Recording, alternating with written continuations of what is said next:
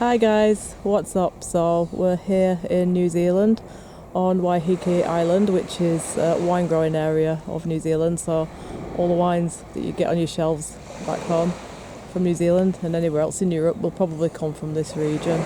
So we're here to do paranormal on Captain Cook and any other stories that might come along whilst we're here. We're starting this video off just with our reasons why we wanted to come out here to New Zealand. So Andy, for you?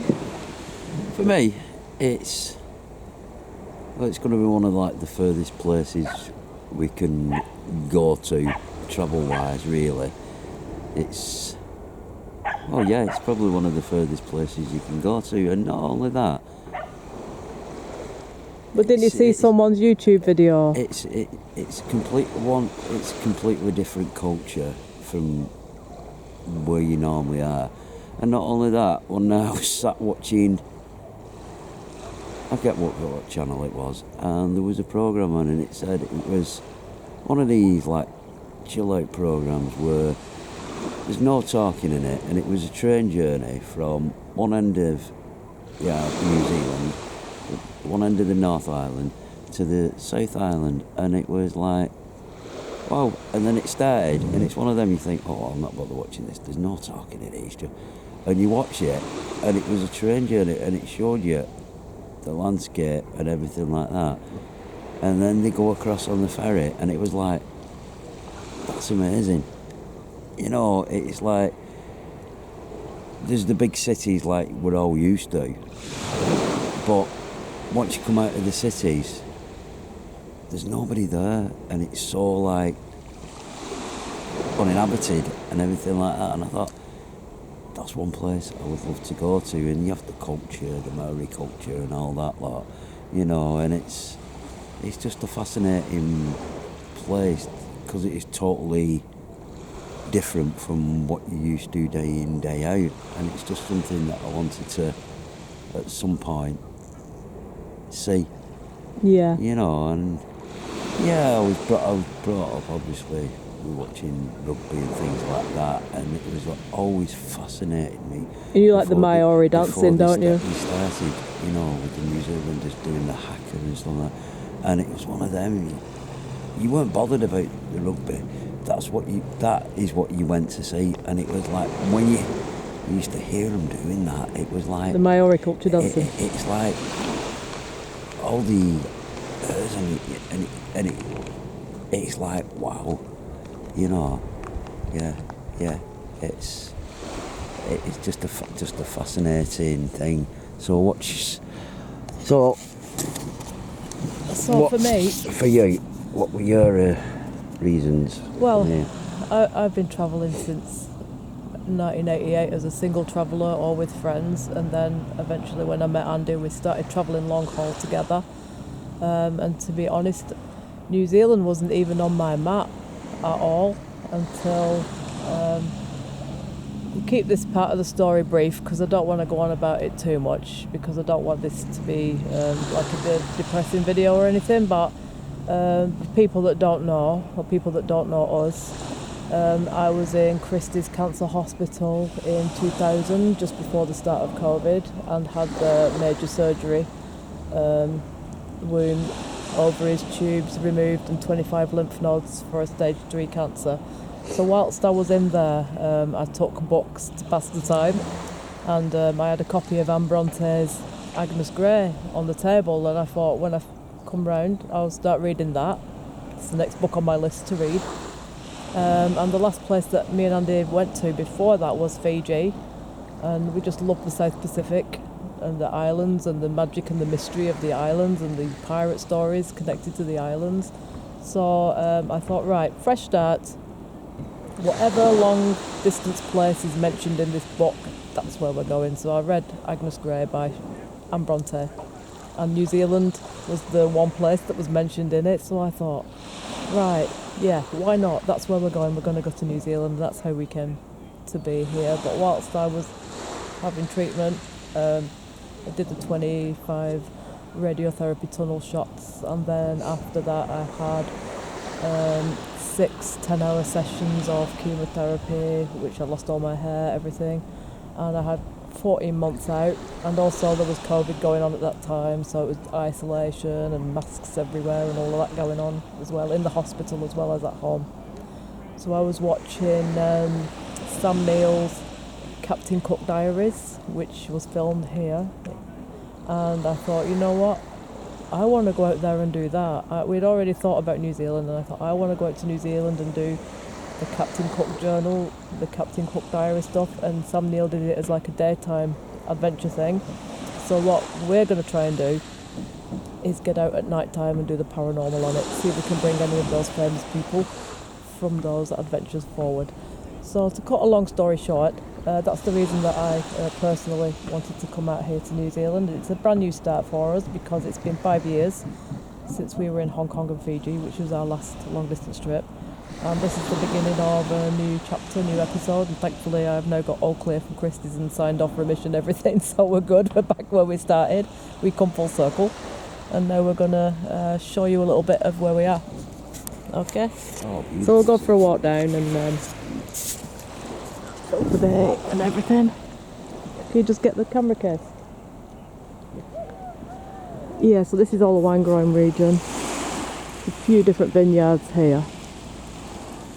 But since me and Andy don't drink, we're not going to be visiting those vineyards. We are going to just stick on the beaches, take it all in, show you guys where we are. And as I'm reading through the Captain Cook journals at the minute, and as we pick up the stories, we'll tell you the stories, and then at night time we'll come down to these beaches and do the paranormal on it and see if we can get any of those famous names to come forward connected with the journeys. So the first journey of Captain Cook set sail from London, went along the south coast of England, sailed out to Madeira where they will pick up wines, olive oils, vegetables, fruits for the journey, and then they sailed down to South America, Cape Horn, where they met with some local natives who taught them how to negotiate the very difficult seas in that area of the world, which also previously Francis Drake had negotiated those same seas with, you know, he had about 18 ships with him, and I think he lost a couple and they were shipwrecked, and the shipwrecks could be seen for some time afterwards. Before that there were Spanish explorers that also made that same difficult journey, and Captain Cook was on his way over here. They wanted him to come over and chart where Australia was, do the map, fill it in, because the west coast of Australia had already been found, but they hadn't found the east coast. So his job really was to come out here to find Australia and to map it in, and he actually sailed down and found New Zealand first. He had on board Banks, the scientist, who took all the samples of plants, tropical plants, species of birds, and he had a couple of artists on board who would sketch and draw these beaches, these bays, the natives. You can look up the pictures from the Cook expeditions showing Captain Cook himself and the guys on board his ship, you know, meeting with the natives. So this was one of the first places that they came to. But at the minute, I'm reading daily the Captain Cook journal, so we will fill it in as we go along, the story of him and his adventures and his escapades. And what's interesting for me is learning about how they used to sail those ships back then, because he had some difficulty getting out of London with the first ship. He had to wait for tides and tide, you know, and all that. When he got out and sailed around the Bay of Deal and around Dover and across the bottom of Britain to Plymouth, which is where all the ships kind of used to sail from, the main sort of shipping port back in those days. He was due to sail out, everything was set and ready, everyone was on board, and then they had the typical England, they had the most torrential downpour of rain for 2 solid days. It was hammering, banging down, and it took one of the top masts off his ship, so he had to get that repaired before he could set sail. So that took 2 days, so he was due 2 days behind, Then because it had hammered down with rain, the sails were absolutely drenched and soggy. So he had to lift the sails up and dry them out in the wind, like you would dry your washing, your laundry outside on the line. He had to do that with his sails before he was able to sail out. And then when conditions were right and the sails were dry and the wind speed was correct for him, then he set sail and they set off to Madeira. We'll give you a little bit of ambience. Oh, yeah. Also chilled out, though, isn't it, here? Really, yeah, very. I think you only realise your pace of life back home when you come to a place like this. Yeah, of course. Because you have your set routine at home, you go to work, you come home, you do the shopping, you've got your house to run, you've got your family going on, and it's... I think you find with the people here that their way of life and their attitude is different. You know, you find that they're not as much in a rush. You know what I mean? Where we're in a rush and we're all aggressive and most people seem to be stressed out, but here it's like, yeah, whatever. You know what I mean? Yeah, different pace altogether. There's no... Yeah, it is. It's completely different pace, and yeah, it is completely different. Do not know the differences. Why can't we be like that? I think because we live on a very busy island, England is a very busy island with some very big cities which are very heavily populated, and the pace of life is just fast. I think you find a lot of European countries, Europe especially, is like that. And I suppose America's like that as well. You know, that's... people are rushing everywhere. Yeah. Everybody seems to be rushing everywhere. Nobody takes time, and nobody sort of thinks, well, you spend 50, 60 years of your life rushing round, and then when you suddenly realise why, it's too late, isn't it? Yeah. Everybody needs to rush. Everybody needs to be slowing down. There's no need. Too many people are getting overstressed these days about things that really don't matter. You've got one life, live it. That's what I say now. You've got that life, and just do what you want to do. Yeah, do the things that you want to do. Yeah. Don't let other people who go, oh, don't do that, or this, that, and yeah. You just don't want to be that person who's there at the end of my life going, wish I'd done that, wish I hadn't listened to so and so. Do what you want to do. That's all I can say. And that's... See, even the seagulls are chilled out. Even the seagulls... So where we are, we're about 40 minutes out of Auckland City. And there's a bay of islands up here, which you can just get on a boat and come out and just... this is Waiheke, but there's different bays, there's different islands, different names. So you can literally, from Auckland, just take a boat out and just come out to any of these islands, for a day, chill out, whatever. There's wine growing regions all around. So we're just getting ourselves familiar with the area, with the beaches, and then we can do in the evenings the Captain Club, the paranormal. Oh, I see if find we it can get just get where we're any going. famous people through. Yeah. That's our aim. But obviously if other spirits and ghosts decide they want to come through and share their stories with us, then we'll look into that as well. It's a big Maori tribal country, this.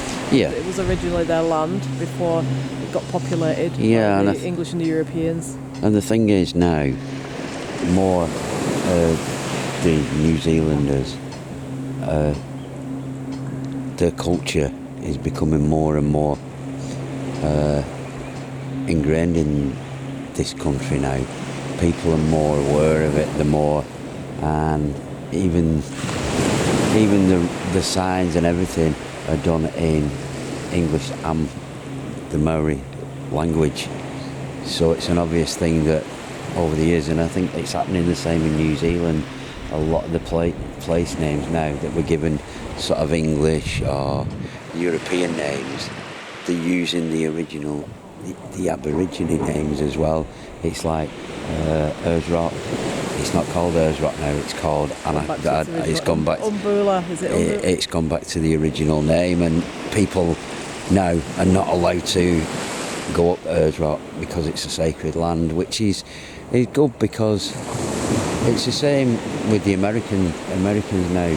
The original Native Americans are getting their own they're getting the culture back, and people are realising that we try to wipe out any sort of thought of these people. These are the original people who lived here. This is their land. We came across as visitors, and we tried to enforce our views on people, and we have no right to do that. This is their land, respect their land, you know.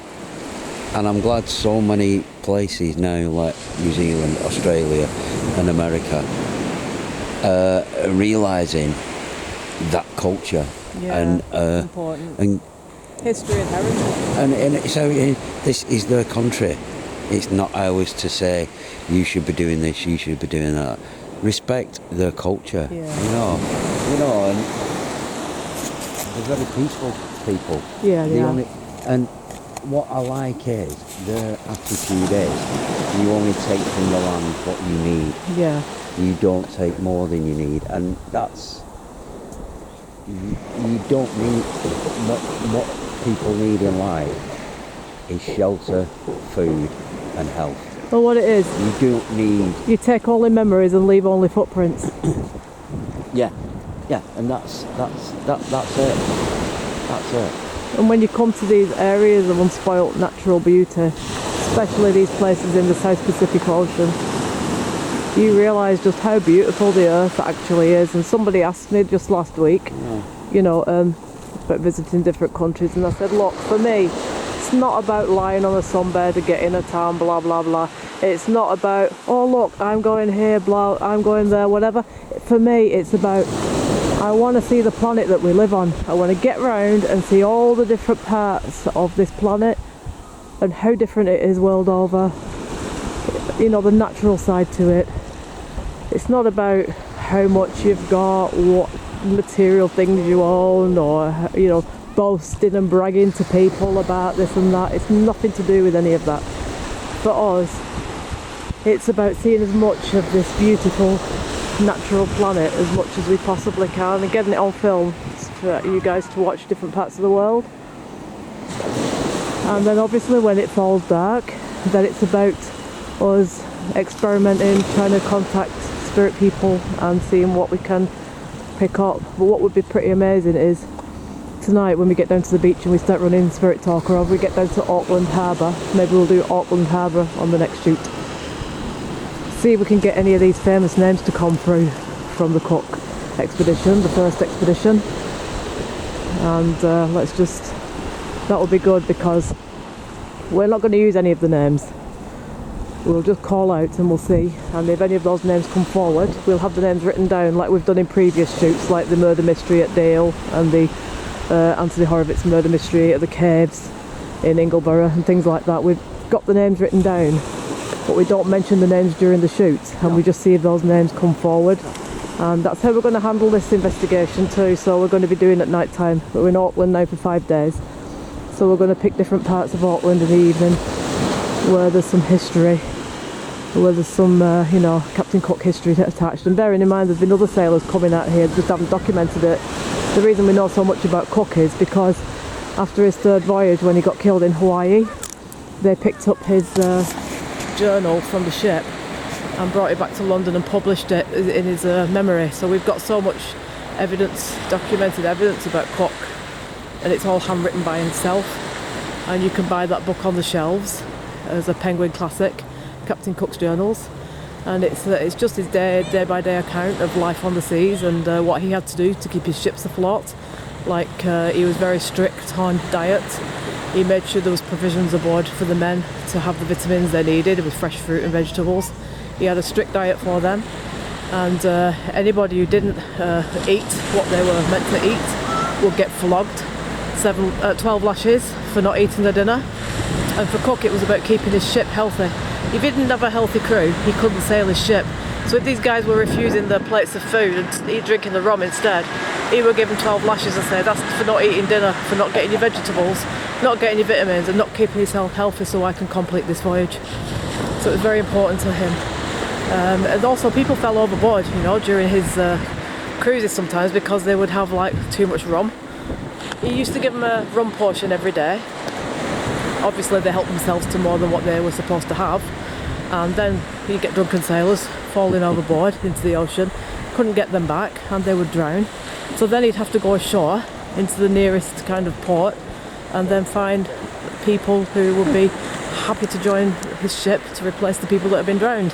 So he had a lot of stuff going on. But we'll do the Cook story as we go. Oh, yeah.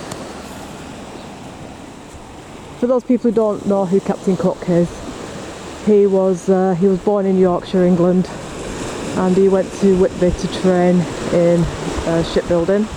He then moved down to Lyme Regis, the south coast of England, to train more in shipbuilding. And his first paid job was to take coal from Newcastle down to London. He ran a ship from London to Newcastle and back, just literally delivering coal for fires, people to keep the houses warm. He then went out to Newfoundland. He was part of the Navy and he went out to Newfoundland, Canada and Labrador, and there he learned how to map the coastline. So he'd done some mapping of the Canadian coastline already, and when he brought it back to London and submitted it, they were so impressed with his work that the government decided then to send him on a paid expedition to find Australia, and that's how he came to sail out here to New Zealand. Beautiful place.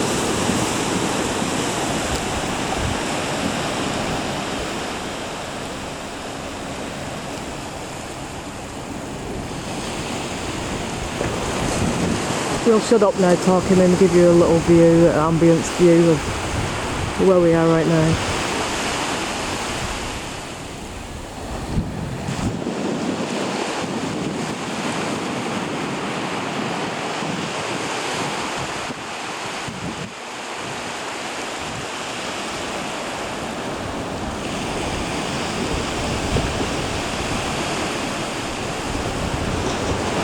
So many little islands were in this area. The winter. Bay of Islands. Like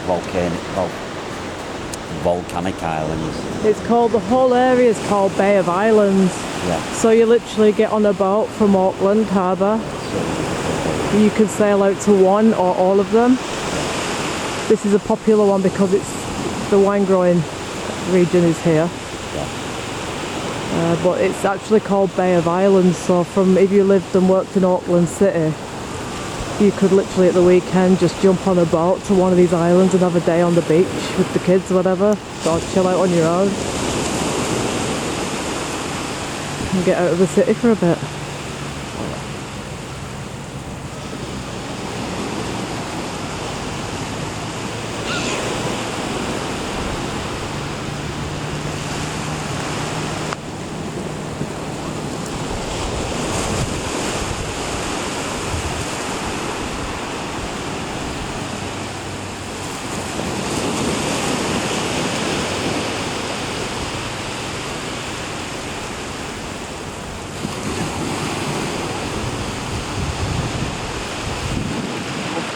Birds got the ones with the red eyes and the red beaks. We'll have to look out. There'll be something to tell us about them somewhere. So yeah, we did see some big black birds on the beach with a long red beak and red eyes. So we're not quite sure what those are, but we'll find out as we go. It's only our first day. We arrived yesterday, so we did like a 15-hour flight from Dubai to here. So we've had to adjust ourselves. But I think we're right now. It's about 1 o'clock in the day here and it's 1 AM in England, so we've come from that time to this time. It's exactly 12 hours difference for us. Yeah. A lot of water sports going on here as well for people that are interested in that. If you were thinking of coming for a trip out to New Zealand, this is Auckland, the North Island, where most international flights fly into Auckland. And after that, yeah, there's the city, but there's all these islands that you can come out to. if you're interested in water sports or, you know, having a day on the beach. Yeah, there's so many things to do. So it isn't just a city, it's a city with beaches. We'll walk up to them rocks there, and then we'll end the daytime shoot there. And what we're going to do tonight, guys, we're going to head down to Auckland Harbour and do the paranormal there and see if we can pick anything up from the past. Not necessarily just Captain Cook, because as we were walking through Auckland City last night, we noticed that a lot of the buildings actually go back to 1900. So it would have been a big sort of city in the Victorian times. Yeah. So we might even possibly get some ghosts coming through from there too. Would be nice to pick up the Captain Cook ship spirit people, but you know how this works. You've watched our other programmes. You know, you can go in search of one particular spirit and then different ones will come through instead. So it's like a revolving door for the spirit world, really. If they want to come and talk, they will. If they don't, or they're not there, then they won't. So we can ask out for particular people, but if those particular people don't come and others do, then that's who we'll speak to instead. Find out their story. And I'm not quite sure how the Maori people sit on the spirit world. We'll have to learn more about that as we're here. You know, like, do they believe in ghosts? Do they believe in life after death? Do they believe that people can come back? And we need to find all this stuff out. So tomorrow I think we're going to visit the museum, so we're going to learn a little bit more tomorrow, and we're learning as we go, and we'll let you know what we've found out, what we've discovered here as we go. You see, I do believe that they believe a lot in life after death. Yeah. Because they take such when people have died, the burial, funeral service, very more towards not so much the ending of somebody's life. It doesn't seem to be like how can I say that when they're at somebody's funeral or burial or whatever, it's not like we're saying goodbye, we're sending them on to the next year. It's like they're sending them on to another journey, and that's why a lot of them very, very like people taking some of the things with them. So it's giving like them giving them a start on it, and you find that with a lot of cultures, American, the Native American, all of the cultures, they're very much about, it's not the end of somebody's life, it's the next stage of their journey, and that's a lot of what it's about. Whereas that's it, your time's up, that's it, and the end, that's it, you live for 90 odd years, that's it. They don't think of it that way. They think you're moving on a journey, they think you're moving up to a higher realm, which is great, and it's good for the people who left behind, because they don't think of them as, that's it, they see them as, and a lot of them believe that they come like animals and parts of nature, so they can relate to some sort of animal and being somebody who passed away, you know, which I think is great, and I have a lot of belief in that this is just one bit of life, you know, this is just one journey, and then you go on the next journey, and it's not the end, you know. I know when people pass away in this life, it is a sad thing, but a lot of people, you look at it that it's not the end, you're sending them on another journey, you know, from one way or another. They will come back to you, or you will have contact with them again. So it's not the end of the world, it's not in a way a sad thing, you're just sending them on another journey, another experience with their lives. And I think if you look at it that way, then me personally, I have no fear. You know, a lot of people think oh God, I've only got so many years left. Don't look at it that way. You've got so many years left in this life. And that's why a lot of once again, I am chasing Alison's hat down the beach as usual. What do you want me to do? Still man chase the hat? Come on. I'm on camera and you're the well, you're the man of all trades. But you can wear a hat and I can't. No, but what I'm saying is that don't fear death.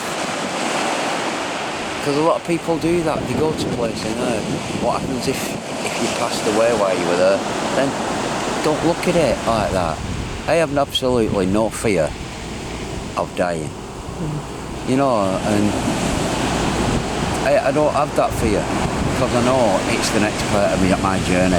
It's natural as birth, isn't it? It's just a process that people worry about it. Well, it's going to happen, but it's moving on to the next, your next journey, your next experience in life. You know, and that's how I look at it. That's why I'm not worried about whatever I do because I know it's not worth worrying about. Do what you want to do. You know, that's how people should look at it. That's how these people, cultures look at it. It's not. It's the start of the journey. And a lot of these tribal countries, tribal people, put it that way. They celebrate somebody's death. They don't mourn it. Yeah, that's what they do. That's my opinion. Well, there's some natural caves as well built into the cliffs and things here. So one thing I'd like to learn on this journey is, did the same smuggling go on here as did back home in England? Were these caves used? Because don't forget, when Cook got here, it was natives that inhabited these islands because he used to communicate with the natives. And what he used to do, he used to send signals from his ship that he was a friend. Then they used to come on shore and leave gifts for the natives, like shells and beads and just things from England and coins and stuff like that. And then they'd step back and then the natives would come out and accept the gifts and go back, and then the natives would then bring things forward and leave them on the beach for Cook and his men. Then Cook and his men would come forward, and this could go on for a couple of days until they gained trust with each other. And then eventually, by drawing in the sand, Cook used to communicate with the natives, like why he was there, where he come from, what he was here for, and he made a lot of friends amongst the native communities. This is why they used to go back to Tahiti all the time, because it was such a friendly island and they could trust the natives would welcome them there. So it'll be interesting to see the museum here tomorrow, because we'll see if any things from England have turned up here and have come with ships belonging to Cook. Things that have been brought as gifts for the Maori tribes people, and they'll be in the museum now, and it'll be interesting to see what things they used to get, things like lace and silks and especially Francis Drake before Cook brought lots of valuables from Britain to hand to the natives to make them friendly, and Francis Drake actually looked after the slaves very well, because what he used to do, if he landed ashore, he would ask the natives, do you want to come aboard this ship and I will pay you the same money as my men? And a lot of them wanted that because it was a wage, it was adventure, it was a chance to see the world. And Francis Drake promised those natives, and when your journey is done and you've made your money, if you want, the next voyage I will bring you back here and set you back on your land and take you back home. So he was a very, very, very fair man. Yeah, he was a buccaneer, he was a pirate, he was going around fleecing all the Spanish ships to make money for Queen Elizabeth, but when it came to dealing with the actual native people, he was a very humane man. But I think he brought more expensive gifts to entice them with, whereas Cook picked things up on his travels and made them as offerings here, just to gain their confidence and their trust and their friendship, and then he could get somebody to help him steer his ships along these rocky shores without damaging them, getting in and out of these inlet bays without damaging his ships. I think the only place he ran into trouble was at the Barrier Reef in Australia, where he hit the reef and then he was stuck there for about 6 weeks. But again, when we get to that part of the story, I'll tell you more about it. Obviously he did run into hostile natives in some places of parts of the world. Not every island was the same, but for the most part of it he had good trade with them, built up good relations with them, and so we're actually here on the South Pacific now to be able to follow up on Cook's journey.